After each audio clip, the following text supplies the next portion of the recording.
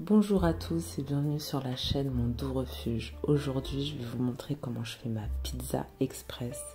Vous allez vous régaler, alors venez avec moi, c'est parti. Et bien sûr, on n'oublie pas de ne jamais en perdre une miette. Bon appétit.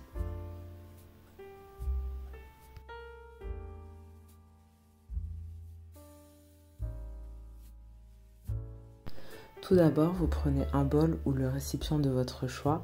Vous allez y verser 150 g de farine, une cuillère à café d'origan, une cuillère à café d'ail semoule, une pincée de sucre, une pincée de sel, une pincée de piment d'Espelette si vous aimez ça, et une cuillère à soupe d'huile d'olive. Dans un bol à côté, vous verserez 75 g d'eau tiède avec un tiers de sachet de levure boulangère et vous allez laisser reposer le tout pendant 10 minutes.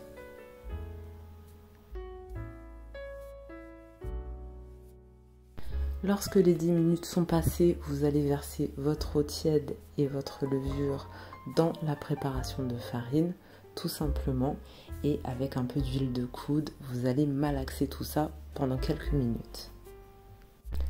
Vous laisserez reposer cette pâte que vous allez couvrir pendant une demi-heure. Vous avez à peu près ce résultat-là au bout d'une demi-heure. La pâte a doublé de volume et on va pouvoir l'utiliser.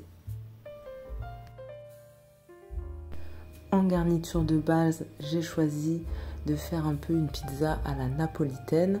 Donc vous allez tout simplement prendre de la mozzarella que vous allez couper en morceaux.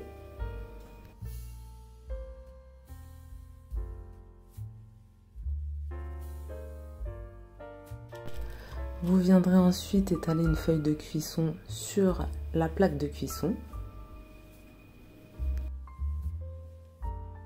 Vous n'oublierez pas bien sûr de la fariner et vous pouvez y aller en farine. De toute façon, ce ne sera pas mauvais et au moins votre pizza ne collera pas.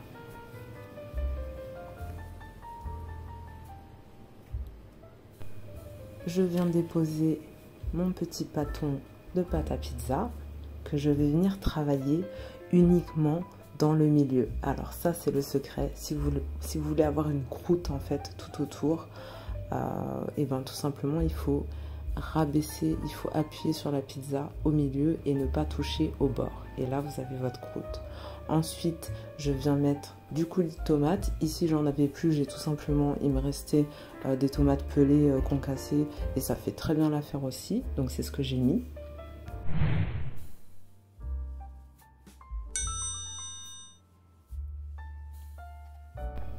Vous l'étalez bien sur toute la surface, n'hésitez pas à déborder un peu sur la croûte, de toute façon ce sera toujours meilleur.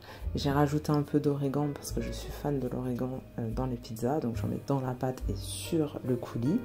Ensuite je suis venue mettre tout simplement déposer ma mozza.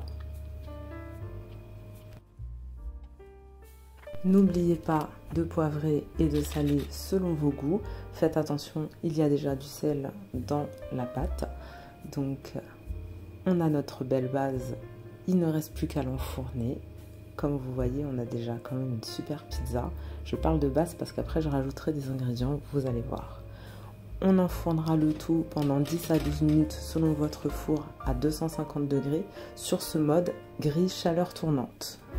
Et vous avez ce super résultat. Je vous laisse juste baver un petit peu. Je vous ai mis quelques vidéos, je suis personnellement fan de cette pizza. Et j'ai laissé les vidéos tourner un petit peu sur la fin pour vous faire bisquer. J'ajoute ensuite sur cette base napolitaine des olives. J'ai ajouté un délicieux jambon de pays italien IGP que j'aime beaucoup.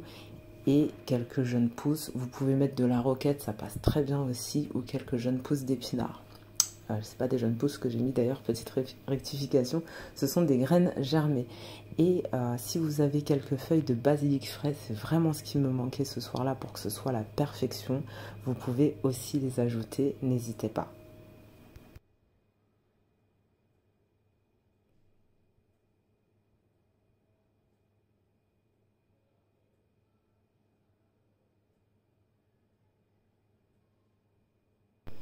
Voilà, je vous laisse admirer l'œuvre. Personnellement, je trouve ces vidéos trop belles. Cette pizza est trop mignonne. Elle prend pas du tout de temps. Vraiment, c'est très facile à faire. Je l'ai dégustée ce soir-là avec du melon bien sucré et je me suis régalée. Et elle était bien croustillante, bien moelleuse, comme on aime. Au final, j'avais rajouté, comme vous le voyez ici, du persil lyophilisé. C'est tout ce que j'avais. Et comme vous voyez ici aussi, et comme vous l'avez vu en début de vidéo, je n'ai pas voulu en perdre une miette. Donc je vous souhaite un bon appétit. N'hésitez pas à liker, partager et à vous abonner pour que mon contenu soit plus visible.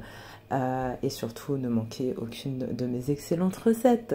Je vous souhaite un très bon appétit encore une fois et je vous dis à bientôt pour de nouvelles recettes.